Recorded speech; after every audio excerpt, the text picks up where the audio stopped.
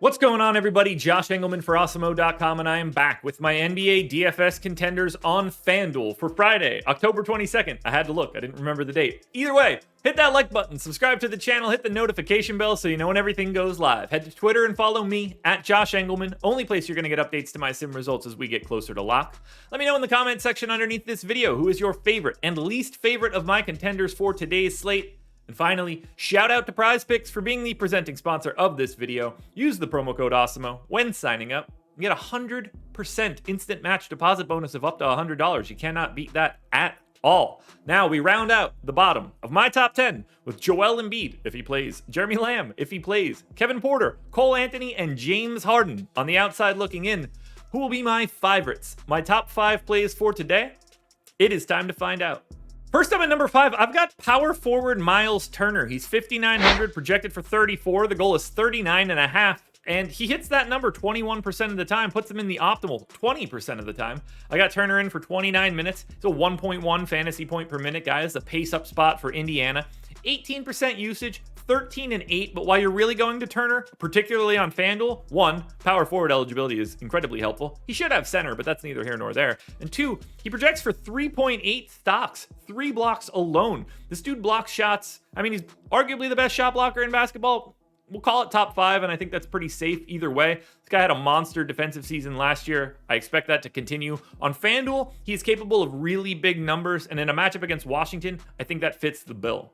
At number 4, we've got Shai Gilgeous-Alexander, shooting guard, point guard eligibility, 7,500, projected for 39.5. The goal is 47.5, which he can hit 17% of the time. He's in the optimal 20% of the time. 34 minutes for Shai, 1.16 fantasy points per minute. Shai's just really, really good and has the ability to do whatever he wants for this team. 27% usage, 23, 5.5, and 5. Not too shabby. 1.5 stocks. Pace up spot against Houston. Not a particularly good defense for Houston. This is a really interesting game from a DFS perspective because there's a lot of ceilings that can be had, or this could just be an absolute tire fire. But no matter what happens, I want to have Shai Gilgeous-Alexander.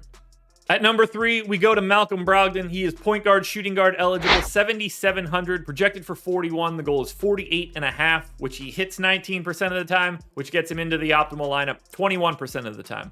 I don't expect Malcolm Brogdon to play 40 minutes again in regulation like he did in game 1, but 36 certainly feels like it's the normal rate if he's going to be playing the whole game. And this is, again, a pace-up spot for Indiana. 1.14 fantasy points per minute, 22, 6.5, and 6.5. Maybe a steal. Probably not a block. But Malcolm Brogdon, if the minutes are going to be there, I didn't expect it in game 1, but now I have to go with that assumption. He's a really nice value against Washington at 7,700 if he's playing 36 minutes a game. Sticking around in Indiana, Domantas Sabonis, number 2, 9,700, power forward center eligibility, projected for 50.5 fantasy points. Craziness. 58.5 is the goal. Does that 19% of the time? Optimal lineup 21% of the time. I'm giving Sabonis 36 minutes. I think he's pretty firm into that. Could be a little bit more too. 1.4 fantasy points per minute in this spot against Washington. 25% usage, 21 real points, 15 boards, and 6.5 assists, plus a stock and a half. I'm going to have a hard time getting away from Domantas Sabonis tonight, particularly against Washington. It may be a pace thing. I might walk back Washington's pace, so make sure you're paying attention to my updates later today. I will be around, by the way. 3-gamer, had some stuff going on. It's not going to be every day, guys, but today I'm around. This is my slate, and Domantas Sabonis is my number 2.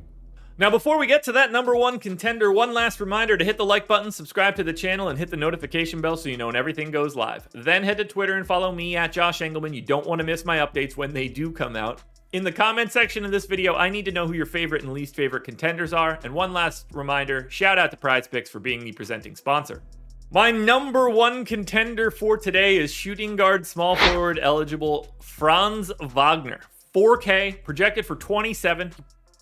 The goal is 30, which he hits 33% of the time, puts him in the optimal lineup 29% of the time. He played the most minutes of anyone on Orlando on opening night, and with no Gary Harris, I think that's probably likely again. I gave him 30.9 fantasy points per minute.